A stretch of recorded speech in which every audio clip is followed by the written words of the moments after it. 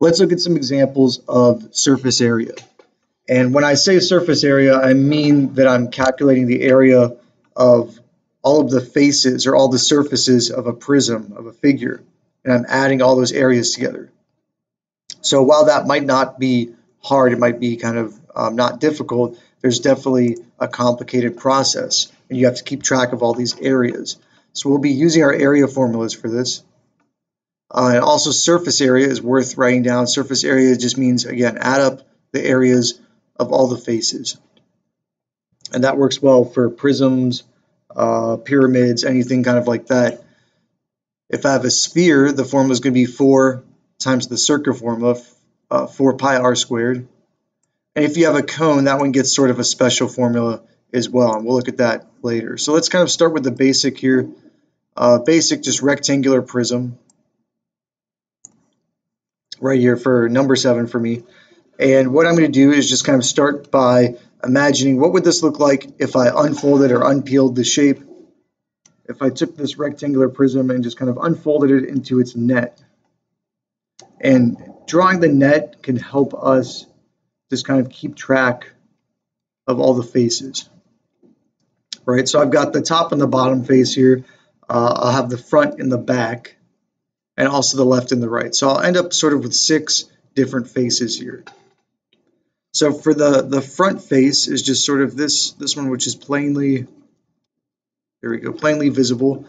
Here to find the area of this rectangle, I'm really just doing 5.5 times 7.2 to find the area of just that front rectangle. And the front would be the same as the back, so if I multiply that by 2, that'll also give me sort of this back that we kind of have to imagine here. Sort of this back here. That's sort of hard to see. But it's a 3D front and back. So I'm going to multiply it times 2. 5.5, 7.2 times 2, that equals 79.2. For all of these, we'll just round that to 1/10. All right. What about the top and the bottom? So let me change my color here. For the top, sort of this plainly visible top piece right here, this is 3.1 times 5.5. 3.1 times 5.5. And again, there's a top and a bottom, so I will multiply that times 2. So multiplying these all together, all these numbers, gives me 34.1. And we'll do the same thing for these last two faces. So what we've already found was the top and the bottom. We also found the front and the back. So now we just need to find kind of the left and the right here. The left side, I'll try to color in here. It is difficult to see a 3D object on this 2-dimensional piece of paper, but I'm sort of finding this left side. This is going to be 7.2 times 3.1. And again, there's a left and a right, so there's two a multiplier here. All right, so let's multiply all these together. Here I get 44.6. We'll just round these to the nearest tenth. All right, so we've calculated all the areas of all the faces. Our last step here is just to add all these up. So surface area is just adding all 3 of these numbers together, 79.2, 34.1, 44.6. Adding all these together is going to give us a surface area of 157.9. All right, and of course with volume, with area, with perimeter, it's always important to have the correct units. So here this is in feet. And for area and surface area, we end up with square units. So I end up with 157, let me write that a little better, 0.9 square feet. So what I want you guys to try to do here, look at this next example here, kind of the same thing. I have another rectangular prism. Pause the video here and see if you can calculate the surface area of that prism.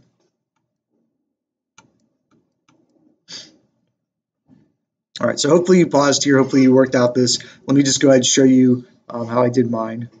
So again, I started just by calculating the area of the front face, 4.2 times 9.6. The front and the back are the same, so I multiplied that times 2. calculating the area of this face, of these sets of faces, and I'm just adding all these together. Here I rounded to the nearest hundredth, but I didn't specify which, hundredth or tenth, so either way, really here would be correct. Adding all those together, these three numbers, gave us 185.52, and again, this would be square, or I'm sorry, not centimeters, centimeters, there we go. 185.52 square centimeters. Let's look at another example here. So the next one I have, go ahead and get rid of that. The next one I have here is the sphere. So sphere, if you remember back up here, sphere kind of has its own formula. It's 4 times the circle formula, so 4 pi r squared. That makes this one kind of simple to look at. So here the radius is 28 millimeters. I'm really just doing 4 times pi times 28 squared. All right, so 4 times pi times r squared. When I multiply 28 times 28, let's just bring this down, 4 times pi. And with these, we want to use 3.14 for pi. So when I square 28, I get 784.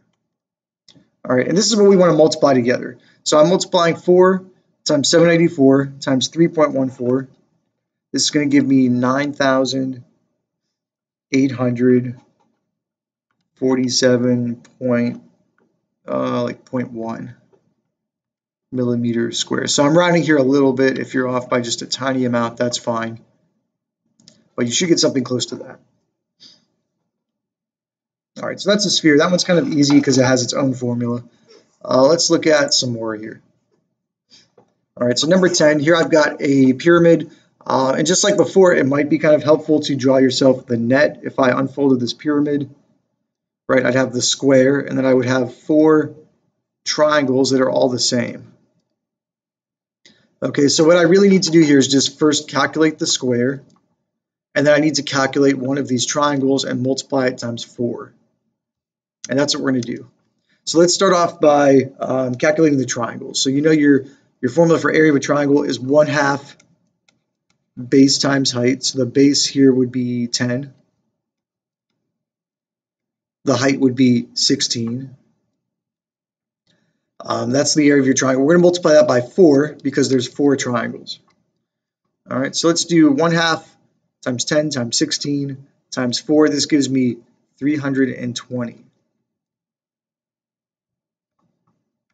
That's for the triangles. For the squares are easy. It's just base times height. So here the base is 10, the height is 10. So I'm just doing 10 times 10 is 100.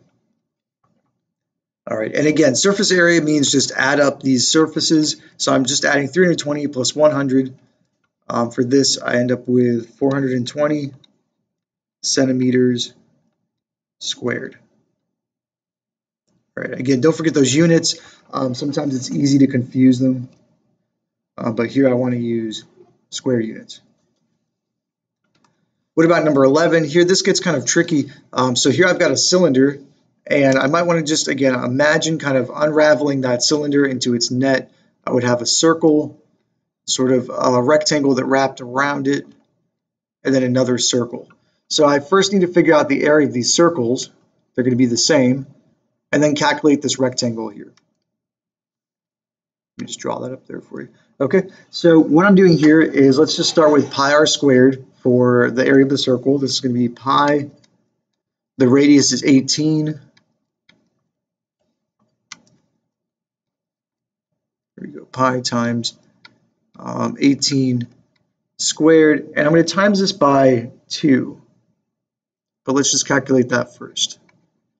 This gives me 1,017.36, and we're going to times that by 2 because there's 2 circles. Kind of the hard part here is going to be the area of this rectangle. So the height is easy. I know that the height is 26 meters, but the base of the rectangle is kind of going to be the edge of the circle. So again, I'm using a circle formula. Here I'm using the circumference of the circle. We color that in blue. To get that, so I'm kind of using 2 pi r as the edge of that circle times h. All right, so 2 pi r, that's going to give me 2 times pi times 18, and then times the height is 26. Again, I want to use 3.14 for pi, so that when I multiply all this together, 2 times 3.14 times 18 times 26, this gives me, looks like 2,934.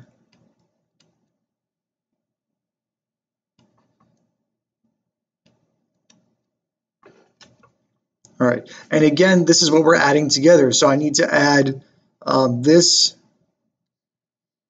times 2, and I need to add this. So at the end here, what we're adding is, let me change my color here to red, really 1017, let's say 0.4 plus 1017.4, and then plus 2000, let's see.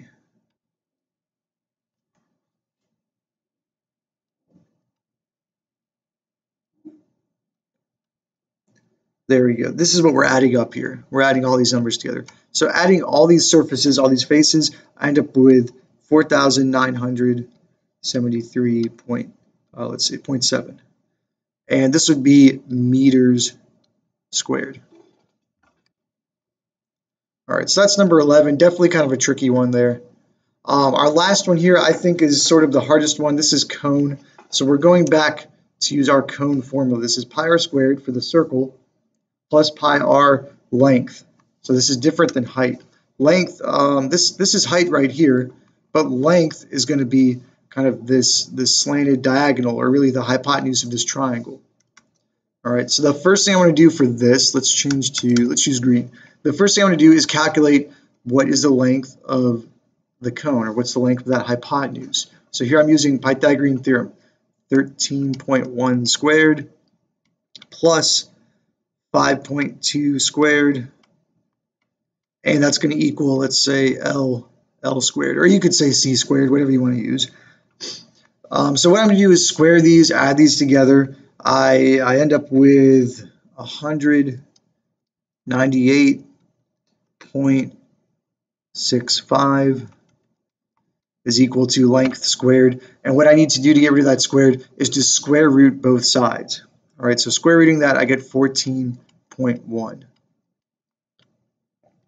All right, so all that work really just to get the length of the cone, just to get that edge right there.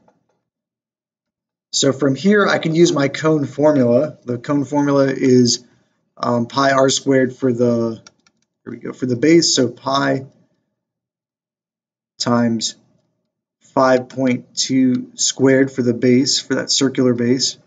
That's a 2. Wow, that looks terrible. There we go, 5.2 plus the surface area of the actual cone part. So that would be pi times the radius there we go, times the length. So 14.1. There we go. That's how we set that up. Definitely a tricky problem. Lots of room here for mistakes. These are multipliers. There we go. These are times. So let's go ahead and kind of multiply this stuff together. When I do 5.2 squared, I get 27. Here we go. Pi. Here I got 27.04. When I multiply this stuff together, let's just leave the pi out. When I multiply these together, I get 73.32. All right, and what I can do here is I can multiply each one by pi and add it, or I can sort of combine my like terms here. These both have pi's. So if I just add these together, I end up with 100.36 pi.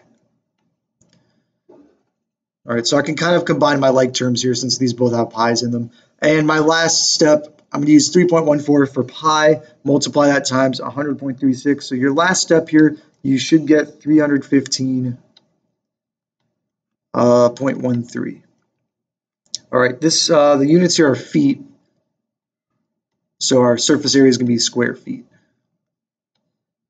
All right, definitely kind of a long problem, definitely very complicated, lots of room here for mistakes. So just be careful here with your algebra, be careful with your calculations. So that's basically surface area. I try to do some easy examples and a couple harder ones. Hopefully that helps you out.